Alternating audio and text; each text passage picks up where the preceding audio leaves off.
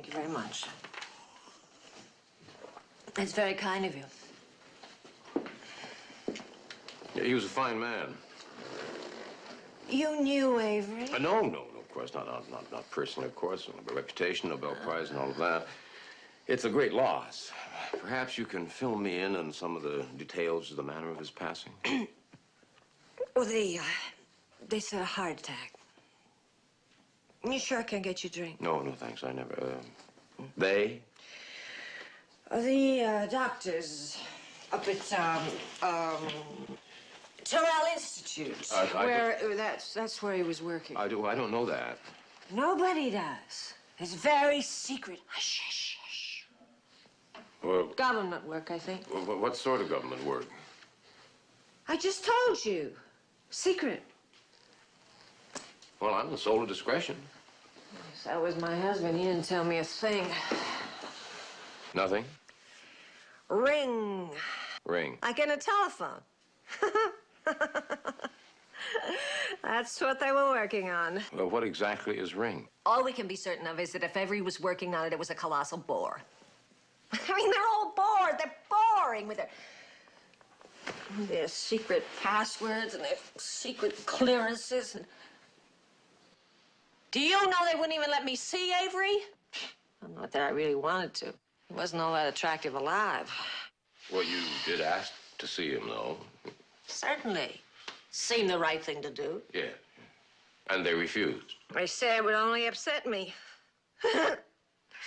I'll bet they let Leslie Dwyer see him. Who's he? He's a she. Leslie Dwyer.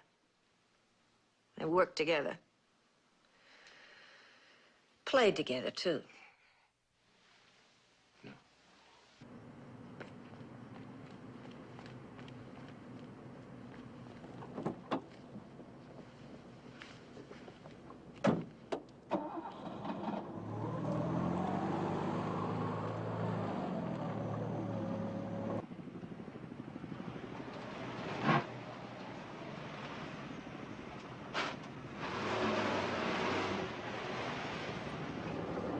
Hi there. What you reading? There's a study ain't good. We're going to have a quiz later this afternoon.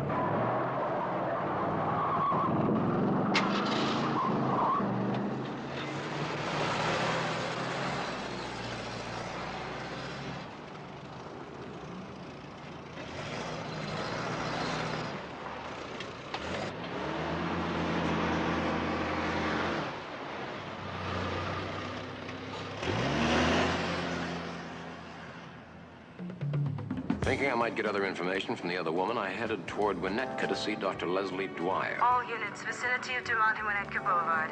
A 241 in progress. But as I got within a few blocks of her address, I heard an opportunity to return to my normal, comfortable pursuits, the reportage of crime, mayhem, and destruction.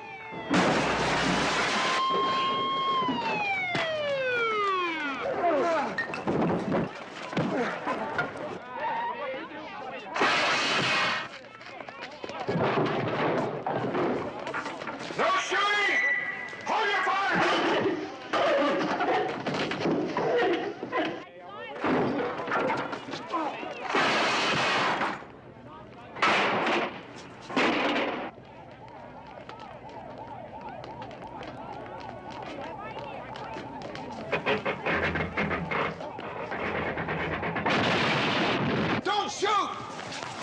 What's the matter with you?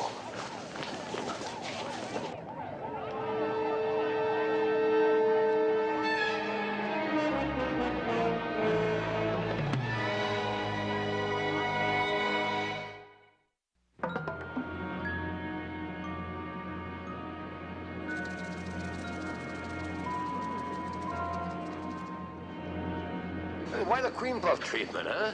I mean, you guys are so gun-happy. Why didn't you shoot the fugitive? You're a reporter. Me? No, I'm the county assessor. You're a reporter.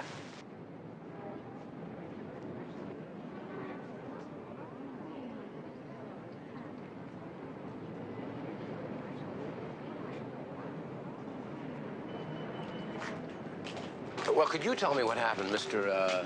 Carmichael. Carmichael? Yeah, you're the head undertaker here. Not undertaker, cosmetologist.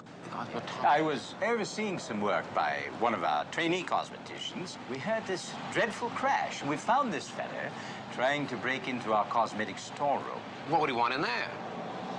All we keep in there is the tools of our trade, so to speak.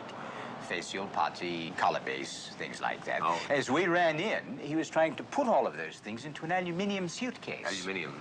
Yes, and now, we tried to stop him, but he broke my cosmetician's arm. Really? Mr. Carmichael, I wouldn't talk to the press if I were you. I thought he was one of your men. Hardly. Well, what would that Superman of yours want with Undertaker's wax, Captain? Cosmetologist, not undertaker. Yes, of course, Mr. Carmichael. Thank you very much.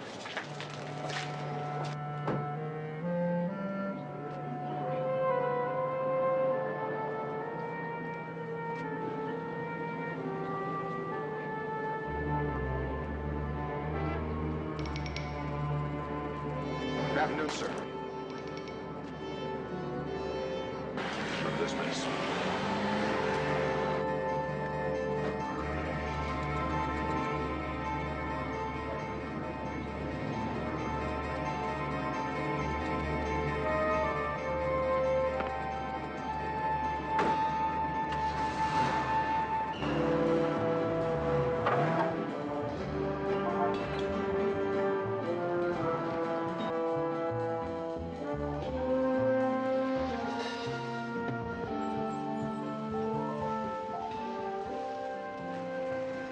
Barney, Colonel!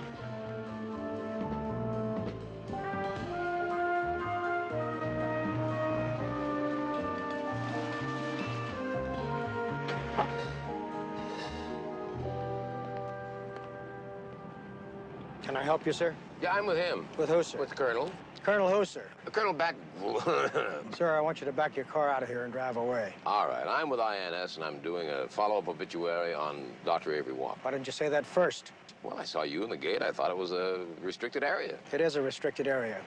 If you want to know anything about Dr. Walker, you'll have to phone our Office of Public Information. Well, what kind of an installation is this? It's a restricted installation. No, I mean, is it military or is it private industry or what? That information is not available to the public. So if I call your Office of Public Information, they won't give me the information that I require, right? That would depend entirely upon your clearance classification. You're very good at that. Thank you. Now, sir, I want you to drive away from here. If you don't, I want you to get out of the car. I'll call my supervisor. He may want to talk to you for a few hours. No, thanks. I better go take a couple of lessons in double talk. Good idea.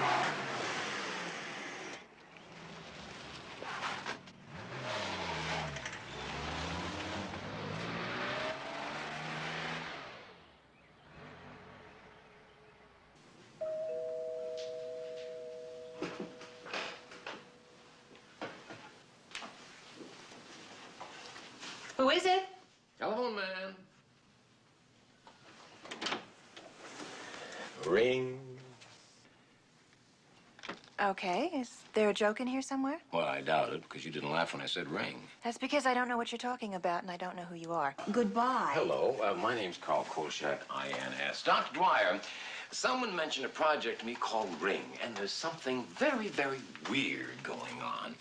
Now, I went up to Terrell Institute, and I got the feeling that if I mentioned Ring up there, that I'd spend this weekend in a concrete room with a giant joy buzzer strapped to my temple. So I thought I'd mention it to you instead. You know, just sort of drop it down the well and see if it made a splash. Yeah, it made a splash. I've never heard of any project called Ring. Well, what are you working on there at Terrell Institute? I no longer work there. Why not? The recession. I was laid off. What were you working on? My field is computers. There's nothing weird about it. Tell me, do mortuaries give you a weird feeling? What about it? Well, not long ago, only a few miles from right here, some guy single-handedly canceled the insurance policy of the Glengarry Mortuary, all for some undertaker's putty and little rouge. He took off, but you know where the trail led back to? No. Right back to your alma mater, Terrell Institute. I can't help you. Everything at Terrell Institute is classified. Including Dr. Avery Walker's death? What is Ring? And why were you let go from it? Moral man in an immoral society, Niebuhr. I want you out. You know, you really sound like the stereotyped version of the cold.